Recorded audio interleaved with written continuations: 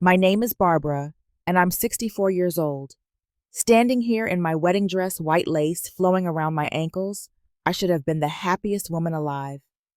The mirror reflected a bride glowing with second chance love, ready to walk down the aisle to marry David, the man who brought sunshine back into my world after 2 long years of widowhood.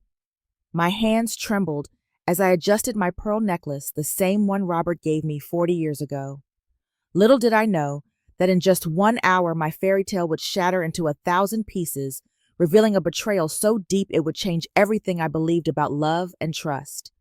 Before we dive into this story, I'd love to know where you're watching from.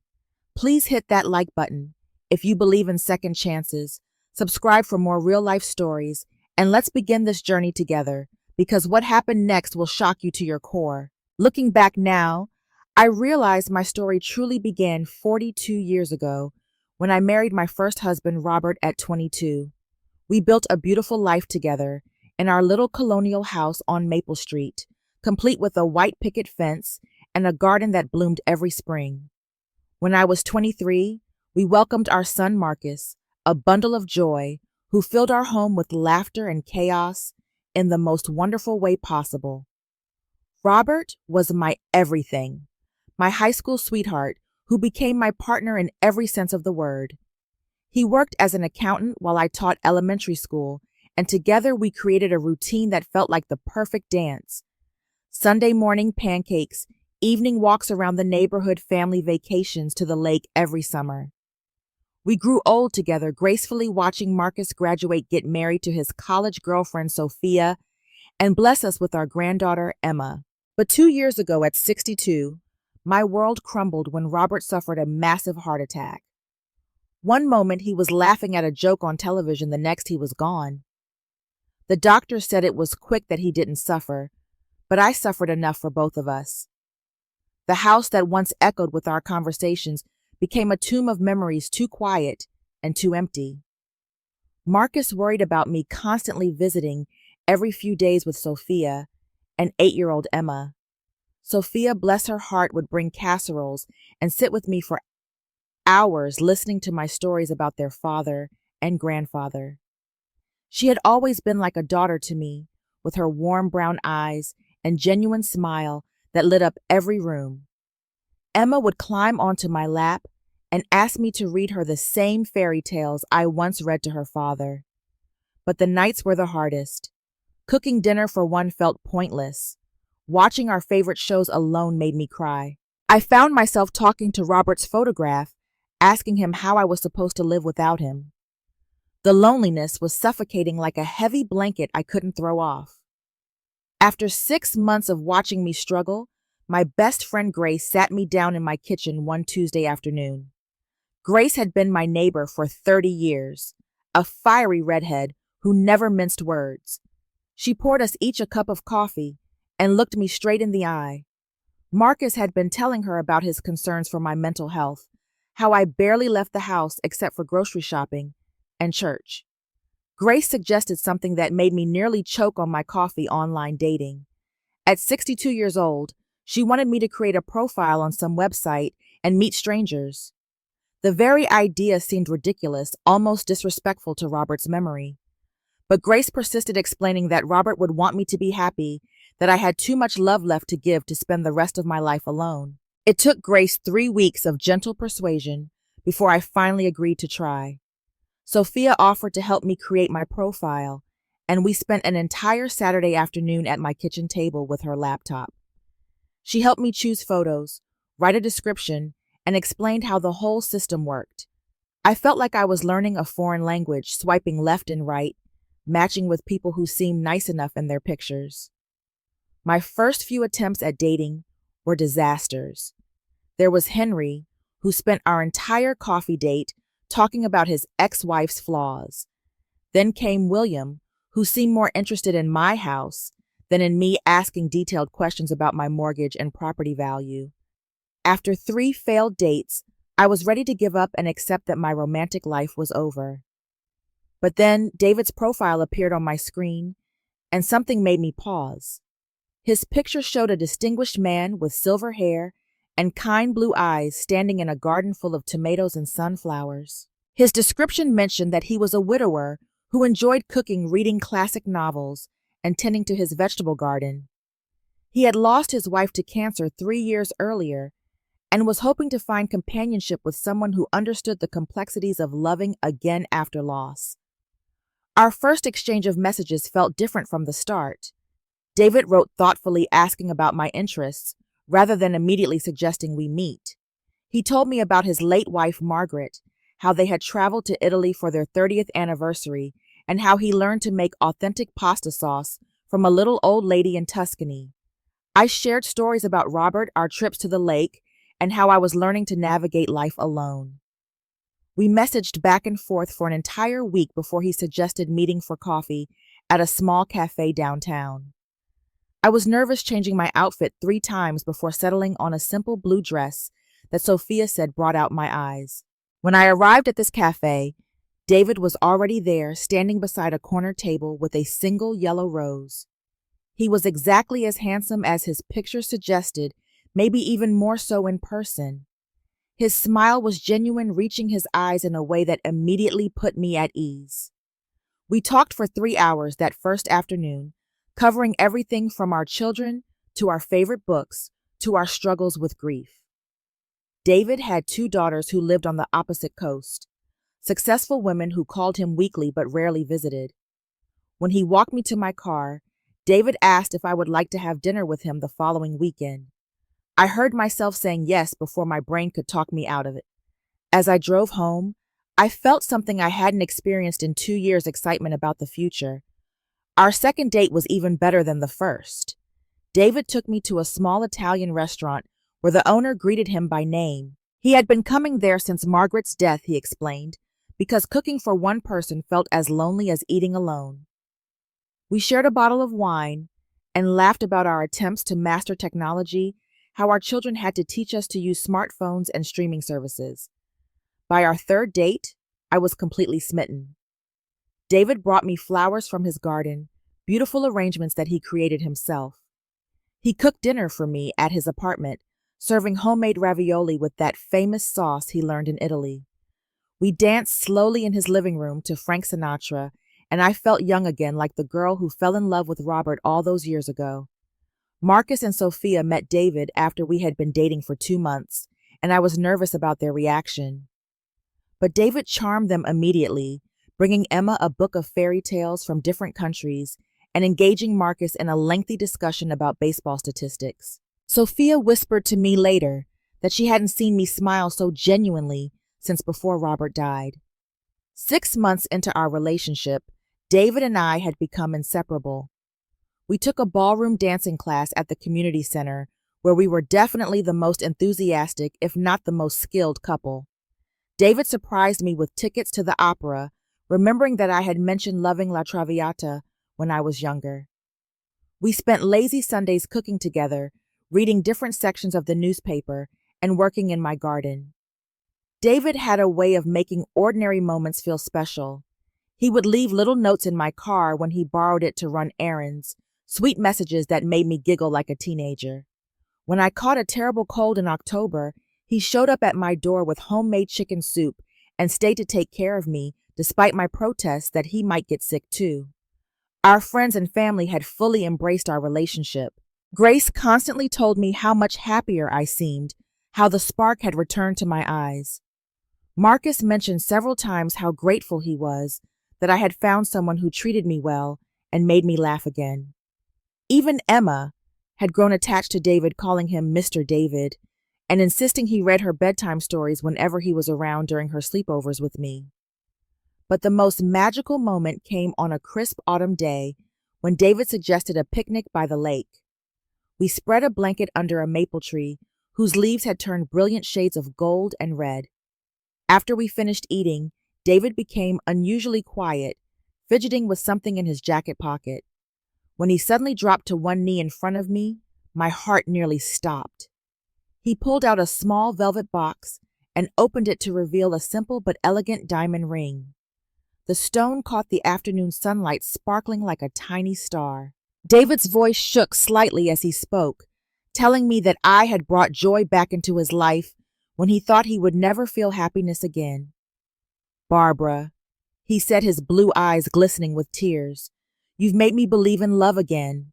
You've shown me that our hearts are capable of loving deeply twice in one lifetime. Will you marry me and let me spend whatever years I have left, making you as happy as you've made me?" I was crying before he finished speaking, nodding my head vigorously as I whispered yes. The ring fit perfectly, as if it had been made specifically for my finger. We sat by the lake until sunset, making plans for our future, talking about traveling together, and maybe moving to a smaller house that would be ours rather than mine or his. That evening, I called Marcus and Sophia to share the news. Marcus was thrilled, saying that David was exactly the kind of man he hoped I would find. Sophia squealed with excitement and immediately started talking about wedding plans, offering to help with everything from choosing a dress to selecting flowers. We decided on a small ceremony in just 2 months, February 14th, Valentine's Day.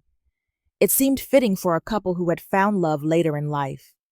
David handled the legal paperwork and reserved a small chapel where he and Margaret had renewed their vows on their 25th anniversary. Pastor Williams, who had known David for years, agreed to perform the ceremony. Sophia threw herself into helping me plan every detail. We spent an entire Saturday shopping for my wedding dress, finally settling on an elegant cream-colored gown with delicate lace sleeves that made me feel beautiful rather than ridiculous for wearing white at my age. Emma was beside herself with excitement about being the flower girl, practicing her walk down the aisle in my living room every time she visited. The weeks leading up to the wedding were a whirlwind of preparation and pure joy. I felt like a young bride again, nervous and excited about starting a new chapter of my life. David and I took care of the practical matters too, meeting with lawyers about wills and discussing how we would combine our households after the honeymoon. Everything seemed perfect, like a fairy tale come true for a woman who thought her happily ever after had ended with Robert's death. But then, about 2 weeks before our wedding day, I started noticing subtle changes in David's behavior that made my stomach twist with unease. He began taking more phone calls than usual, always stepping outside or into another room to answer them. When I asked about the calls, he would brush off my questions with vague explanations about tying up loose ends before his retirement became official. David had always been attentive and present during our time together, but suddenly he seemed distracted, checking his phone frequently and responding to text messages with an urgency that felt out of character. When I tried to discuss last-minute wedding details, he would listen with half an ear, nodding absently, while his fingers tapped nervously on whatever surface was nearby. One evening, while we were having dinner at my house, David's phone rang during our meal. He glanced at the screen, and his face went pale before he quickly declined the call. But it rang again immediately, and this time he felt compelled to answer it. He excused himself and stepped onto the back porch, speaking in hushed tones that I couldn't quite make out through the glass door.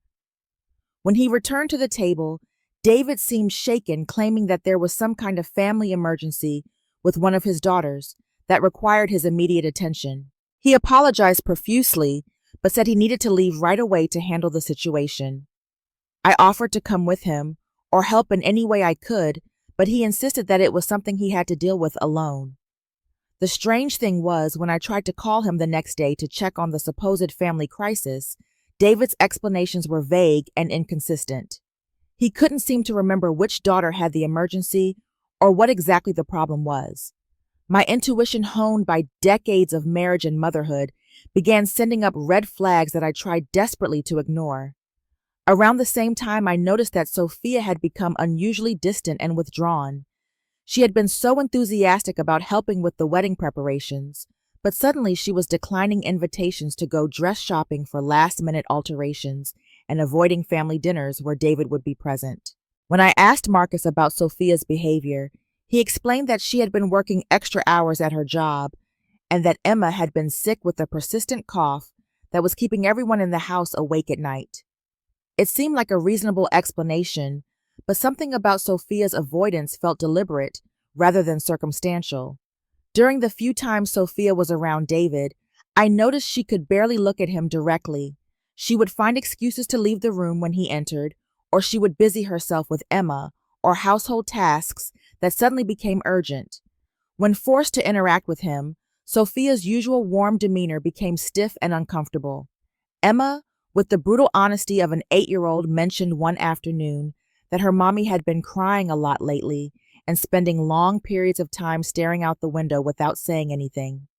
When I asked Sophia about this, she dismissed it as work stress and assured me that everything was fine. 3 days before the wedding, David received another one of those mysterious phone calls during what was supposed to be our final planning dinner.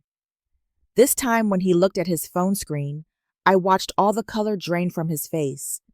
He answered with a shaky hello and immediately walked outside to the front yard. Through the window, I could see him pacing back and forth, running his free hand through his silver hair repeatedly. His body language suggested he was either very upset or very angry about whatever he was hearing. When he came back inside after nearly 15 minutes, David was visibly shaken and claimed that he needed to go home immediately to handle urgent paperwork. He left so abruptly that he forgot his reading glasses on my coffee table, something that had never happened before.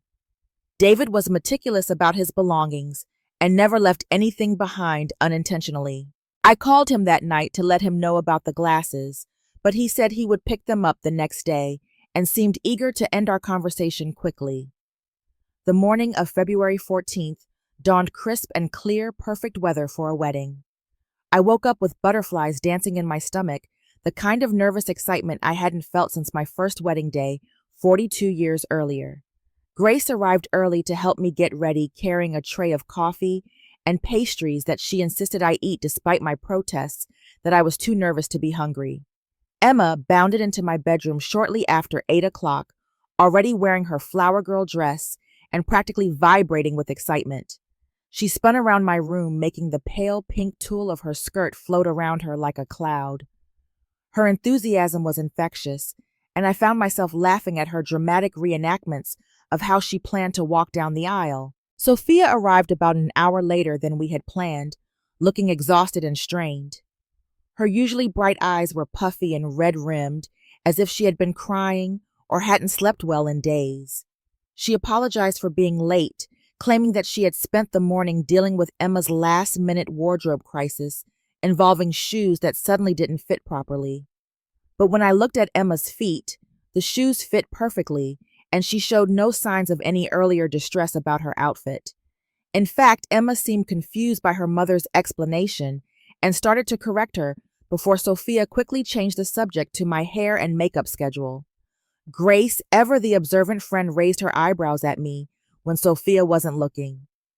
She had clearly noticed the inconsistency in the story as well, but we both decided to focus on the positive aspects of the day rather than worry about whatever was bothering Sophia. As Sophia helped me step into my wedding dress, I noticed that her hands were trembling slightly as she worked the tiny pearl buttons up the back of the gown.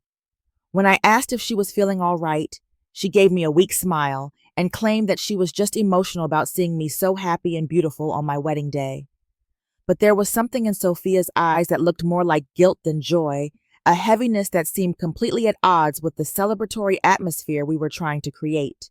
She kept glancing at her phone, checking the time compulsively as if she were waiting for something specific to happen.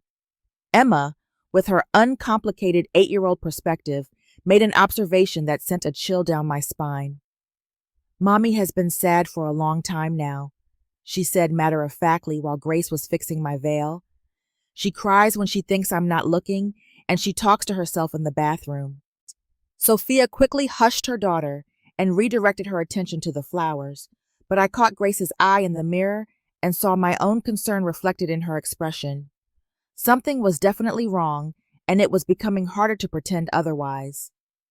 45 minutes before the ceremony was scheduled to begin, I realized I had forgotten my small pearl clutch in the bridal preparation room down the hall.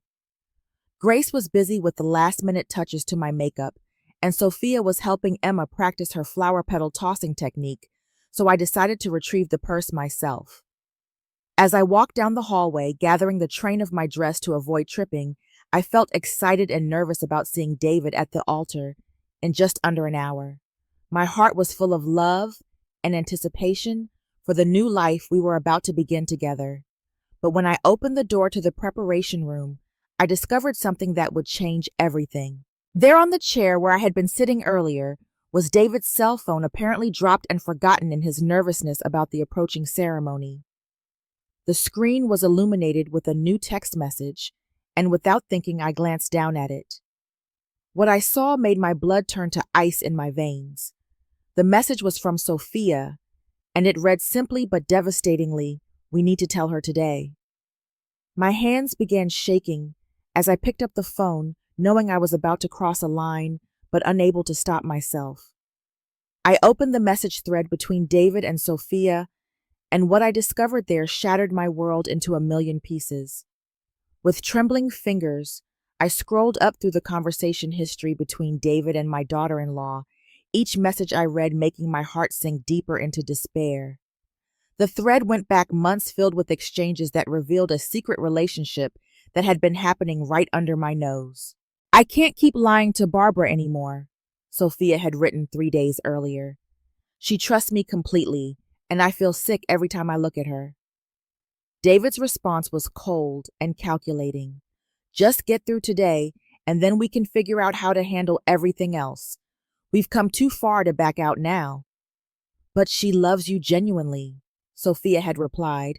"She talks about you constantly, about how happy you make her. This isn't right." My legs felt weak as I continued reading, discovering messages that went back to November, just 1 month after David had proposed to me. Sophia had written, "I know this is wrong, but I can't stop thinking about you since that night we talked in the garden."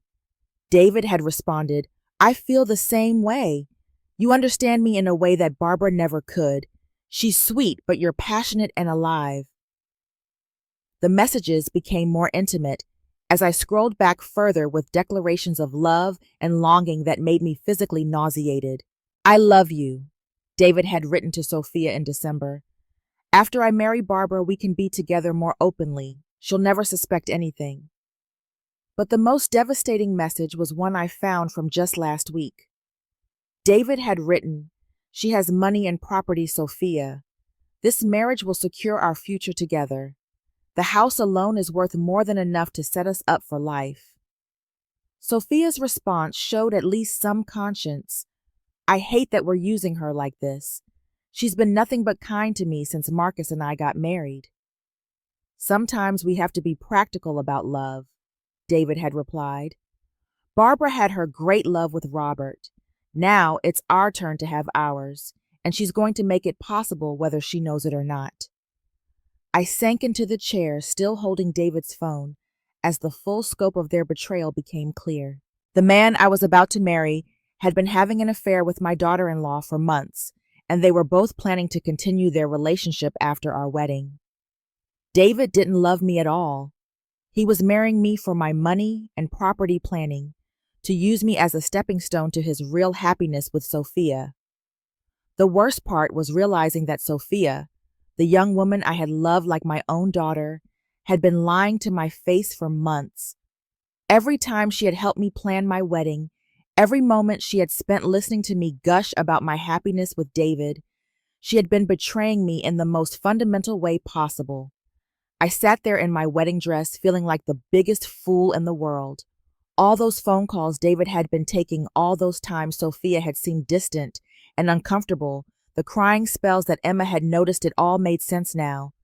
The two people I trusted most in the world, besides my own son, had been conspiring against me.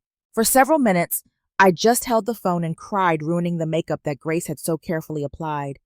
I thought about all the red flags I had ignored, all the times my intuition had tried to warn me that something wasn't right. I had been so desperate to believe in my second chance at love that I had willfully blinded myself to the truth. But then, as I sat there in that empty room, something inside me shifted from devastation to determination. I was not going to let these two people make a fool of me any longer. I was not going to stand at that altar and promise to love and honor a man who saw me as nothing more than a bank account with a heartbeat. I was going to expose their betrayal in front of everyone they had helped deceive.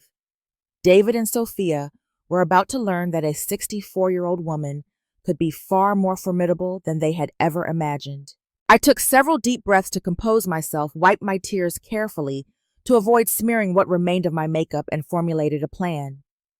First, I called Pastor Williams and told him there would be a brief delay in the ceremony due to an unexpected situation that needed to be addressed. He was concerned and offered to help, but I assured him that everything would be resolved shortly. Next, I called Grace and asked her to meet me in the preparation room immediately, telling her to leave Emma with one of the other guests, but not to bring Sophia. When Grace arrived and saw my expression, she knew instantly that something terrible had happened. "What's wrong?" she asked, closing the door behind her. I handed her David's phone with the message thread still open. "Read this," I said, my voice surprisingly steady despite the storm of emotions raging inside me. Grace's face went through the same progression of shock, disbelief, and fury that mine had experienced just minutes earlier. She sank into a chair beside me, shaking her head as she scrolled through the messages. "That son of a—" Grace caught herself before finishing the curse, but her eyes were blazing with anger. "How could they do this to you? How could Sophia betray you like this after everything you've done for her and Marcus?" "I don't know," I replied, "but I'm not going to let them get away with it. I'm going to expose them right here, right now, in front of everyone." Grace looked concerned about my plan for public confrontation, but when I explained exactly what I intended to do, she nodded grimly and agreed to support me. We quickly discussed the logistics, and then I asked her to discreetly gather all the wedding guests in the main area of the chapel. With David's phone in my hand as evidence, I walked out of the preparation room and down the hallway toward the chapel's main area. My heart was pounding, but not with the nervous excitement of a bride, rather with the righteous anger of a woman who refused to be victimized. I could see David standing near the altar, looking handsome in his navy blue suit, chatting nervously with Pastor Williams. Marcus was beside him, probably offering words of encouragement and support for his mother's new husband. The cruel irony of the scene made my stomach churn. Sophia was seated in the front row, still looking pale and distressed, with Emma beside her fidgeting with her flower basket. The other guests, maybe 30 people total, were seated and waiting expectantly for the ceremony to begin. "Excuse me, everyone," I called out, my voice carrying clearly through the small chapel. "Could I have your attention for just a moment before we begin?" David looked up and saw me standing there with his phone in my hand. The color drained from his face so quickly that I thought he might faint. He started walking toward me, probably hoping to intercept whatever I was about to say. "Darling, you look absolutely beautiful," he said, reaching for the phone. I was wondering where I had left that. I stepped back, keeping the device out of his reach. "I'm sure you were wondering," I replied, my voice loud enough for everyone to hear, "especially since you've been receiving such interesting messages." The chapel fell completely silent, except for the sound of David's sharp intake of breath. Marcus looked confused, glancing between his mother and his stepfather-to-be. Sophia had gone completely white and was gripping the edge of the pew so tightly that her knuckles were visible. "Barbara," David said, his voice taking on a pleading tone, "whatever you think you've seen—" "Oh, I know exactly what I've seen," I interrupted, holding up his phone. "I've seen months of text messages between you and my daughter-in-law. I've seen your declarations of love for each other. I've seen your plans to continue your affair after our marriage. And I've seen your real reason for marrying me, which has absolutely nothing to do with love and everything to do with my financial assets." The gasp that went up from the assembled guests was audible, and I saw Marcus's face transform from confusion to horror as he began to understand what I was revealing. "Sophia," Marcus said, turning to look at his wife with an expression of complete bewilderment. Sophia finally broke down completely, burying her face in her hands and sobbing openly. "I'm sorry," she managed between tears. "I'm so sorry, Barbara. Marcus, I'm sorry. I never meant for any of this to happen." David made one last attempt to salvage the situation. "This is all a misunderstanding," he said desperately. "Those messages, they're not what they seem.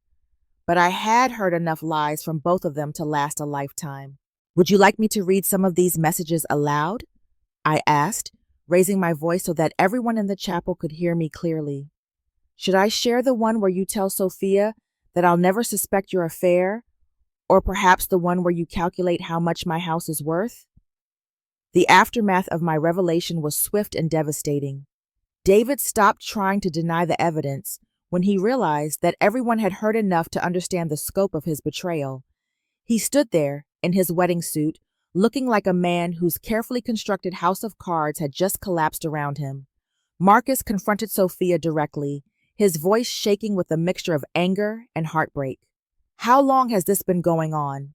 he demanded. "How long have you been lying to all of us?" Sophia could barely speak through her tears, but she managed to confirm that the affair had started in November, just weeks after my engagement to David. She tried to explain that it had begun innocently with David offering her comfort during a particularly difficult period in her marriage to Marcus, but that their emotional connection had quickly turned physical. The wedding guests began filing out quietly, some stopping to offer me words of support, and others simply too embarrassed by the spectacle to say anything. Pastor Williams approached me with genuine concern, asking if there was anything he could do to help me through this difficult moment. "Thank you, Pastor," I said, "but I think the most helpful thing you can do is cancel this wedding permanently." David made one final attempt to speak with me privately, but I refused to hear any more of his excuses or apologies. "The only thing you can do for me now is disappear from my life completely," I told him. "Take your lies and your schemes and get out of my sight." Grace stayed by my side throughout the confrontation, providing both physical and emotional support as my world crumbled and rebuilt itself simultaneously. Emma, confused by all the adult drama happening around her, clung to my dress and asked if I was still going to be her grandmother, even though the wedding wasn't happening. "Of course, sweetheart," I assured her, kneeling down to give her a hug. "You're my granddaughter no matter what happens between the grown-ups."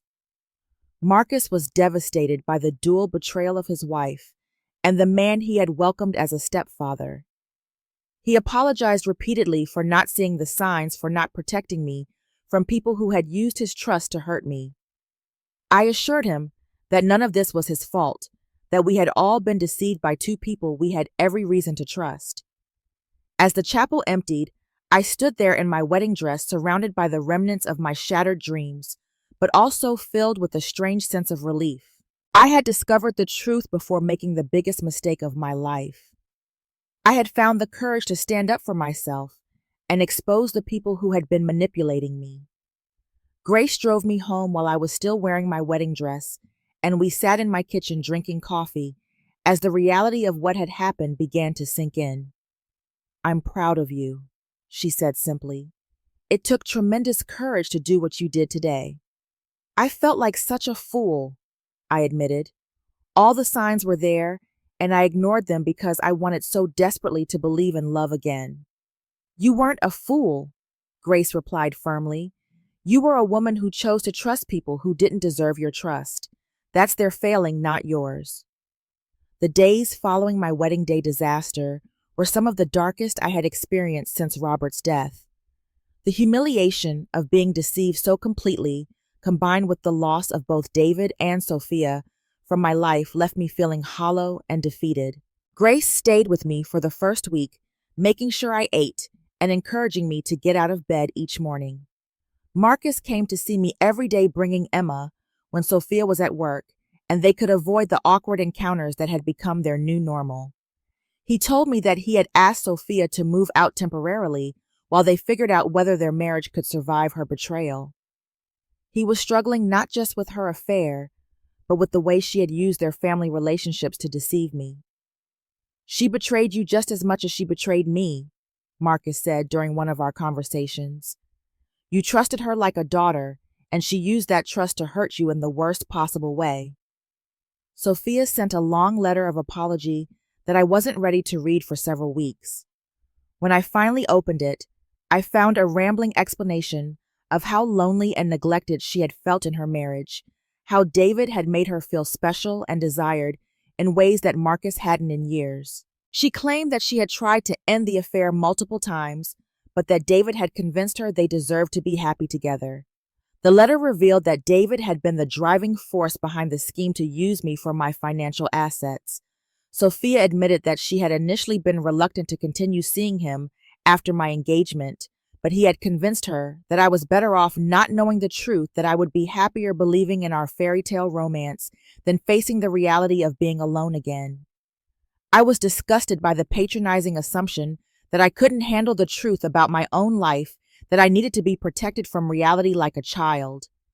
The condescending tone of Sophia's explanations made me angrier than the affair itself. But slowly, very slowly, I began to heal. I returned to my garden, finding solace in the simple act of nurturing plants and watching them grow. I rejoined my book club, where the other members welcomed me back with warmth and understanding. I started taking yoga classes at the community center, discovering that physical movement helped quiet the angry voices in my mind. Marcus and I grew closer through our shared experience of betrayal. We spent hours talking about trust and forgiveness, about how to move forward when the people you love most disappoint you in fundamental ways. He was trying to rebuild his marriage through counseling, but he was honest about how difficult it was to look at Sophia without remembering what she had done to both of us. 3 months after the wedding that never was, I made a decision that surprised everyone, including myself. I decided to forgive Sophia, not because she deserved it, but because carrying hatred and resentment was poisoning my own ability to heal and move forward. I didn't forgive David, whose calculated manipulation and mercenary motives left no room for understanding or compassion. But Sophia was young and had made a terrible mistake that she would have to live with for the rest of her life. She had lost my trust completely, and our relationship would never be what it once was, but I could release my anger toward her. The forgiveness wasn't for her benefit. It was for mine, and for Emma's, and for the possibility that Marcus might be able to rebuild his family if that's what he chose to do. 6 months after my wedding day revelation, I woke up one morning and realized that I felt lighter than I had in years. Not just since the David debacle, but lighter than I had felt even during our relationship. I had learned to trust my own instincts again, to value my own judgment over my desperate desire to be loved. I started volunteering at a local literacy center, teaching adults to read. I found tremendous satisfaction in helping people unlock new possibilities for their lives. I also began attending a support group for people who had experienced relationship betrayal, where I met others who understood the specific pain of being deceived by someone you trusted completely. One day, while working in my garden, I realized that I no longer felt bitter about what David and Sophia had done to me. Their betrayal had been a gift in disguise, saving me from a marriage built on lies and financial manipulation. I had discovered reserves of strength and courage that I didn't know I possessed. The experience taught me that being alone was far preferable to being with someone who didn't value me for who I truly was. I learned that my worth wasn't dependent on having a romantic partner, that I could create a rich and meaningful life surrounded by people who genuinely cared about me. I also learned to trust the warning signals that I had ignored during my relationship with David. My intuition had been trying to protect me all along, but I had been so afraid of being alone that I had silenced my own inner voice. Now, as I sit in my garden on this beautiful spring morning, watching my roses bloom for the first time since Robert planted them 15 years ago, I feel grateful for the journey that brought me to this place of peace and self-acceptance. I'm not closed to the possibility of love in the future, but I will never again compromise my standards or ignore red flags for the sake of companionship. Any man who wants to be part of my life will have to earn my trust through consistent actions and genuine character, not through smooth words and romantic gestures. The truth is, I'm happy with who I am and the life I've built. I have a son who loves and respects me, a granddaughter who brings joy to every day she spends with me, and friends who support me through both triumph and disaster. I have a home that I love, work that gives me purpose, and the hard-earned wisdom that comes from surviving betrayal and choosing forgiveness over bitterness. Sometimes the greatest gift life can give us is showing us who people really are before we make irreversible commitments to them. My wedding day disaster was actually my wedding day salvation, and for that I will always be grateful. What do you think? Have you ever experienced a betrayal that initially felt devastating, but ultimately led to something better in your life? I'd love to hear your stories in the comments below. If this story resonated with you, please give it a thumbs up and subscribe for more real-life stories about resilience and second chances. Share this with someone who might need to hear that it's never too late to stand up for yourself, and that sometimes the worst thing that happens to us turns out to be exactly what we needed. Thank you for listening to my story, and remember that your worth is never determined by someone else's ability to recognize it. May you always have the courage to choose truth over comfortable lies, and may you find the peace that comes from knowing your own value.